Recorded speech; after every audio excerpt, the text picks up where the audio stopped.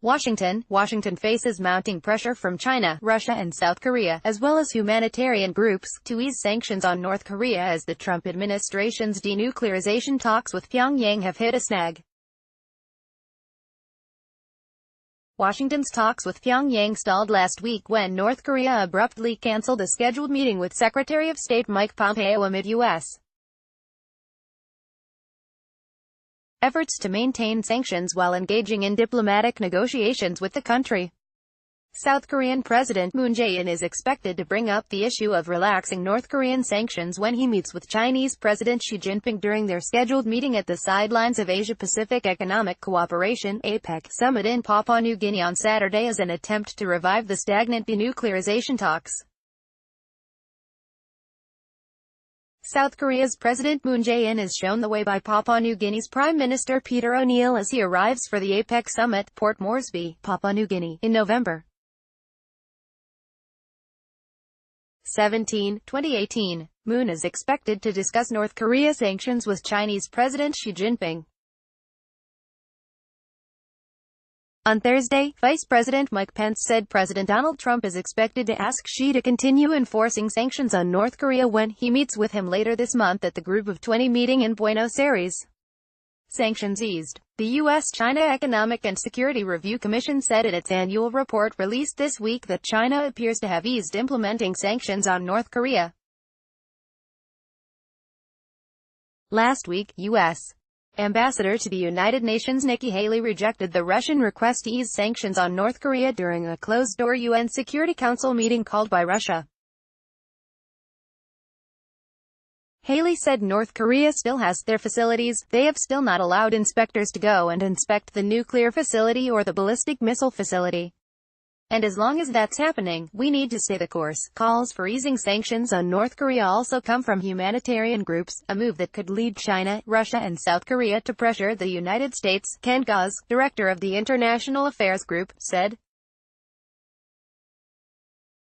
Eugene Bell Foundation Chairman Stephen Linton speaks during a news conference in Seoul, South Korea, in November 16, 2018.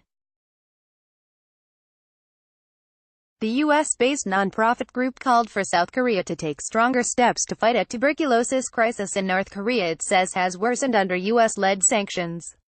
In October, a group of U.S.-based non-governmental organizations, NGOs, sent a letter to Trump requesting him to modify the U.S. sanctions regulations and ease the travel ban against North Korea to allow timely delivery of humanitarian aid and other NGO engagement with the country. Also in October, the UN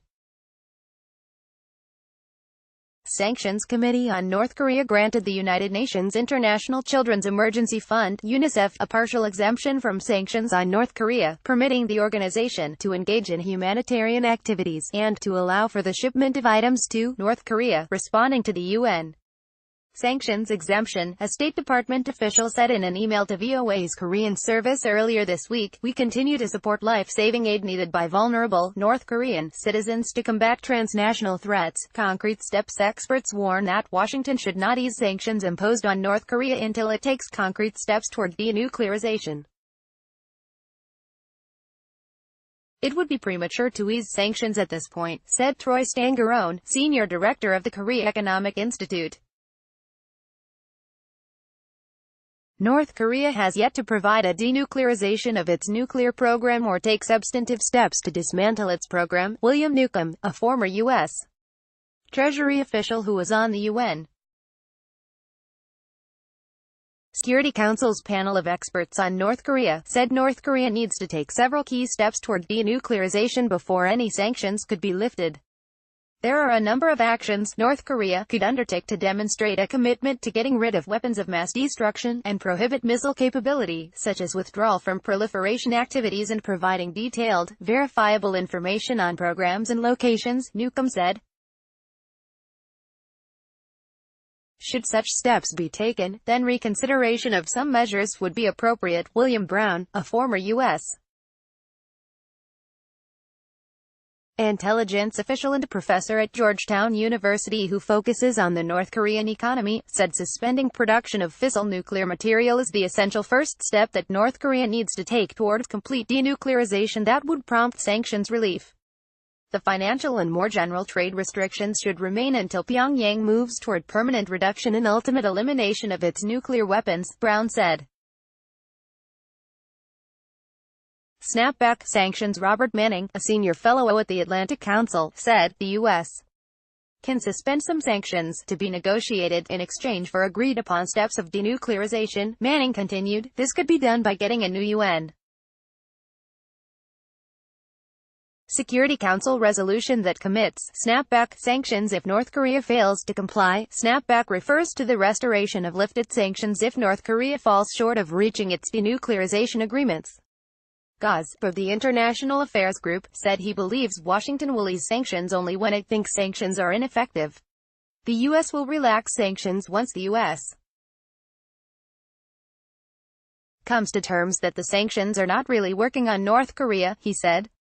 Jonathan Schanzer, a former Treasury Department official and currently a senior vice president at the Foundation for Defense of Democracies, said, the key to success, to the extent that success is possible, is to sustain sanctions pressure while negotiating simultaneously. U.S. President Donald Trump holds up the document that he and North Korea leader Kim Jong-un had signed at the Capella Resort on Sentosa Island, June 12, 2018, in Singapore. In an interview with NBC News on Thursday, Pence said a second summit between Trump and Kim Jong-un, tentatively scheduled for sometime early next year, will be where a verifiable plan to disclose the nuclear sites must be reached. I think it will be absolutely imperative in this next summit that we come away with a plan for identifying all of the weapons in question, identifying all the development sites, allowing for inspections of the sites and the plan for dismantling nuclear weapons, Pence said.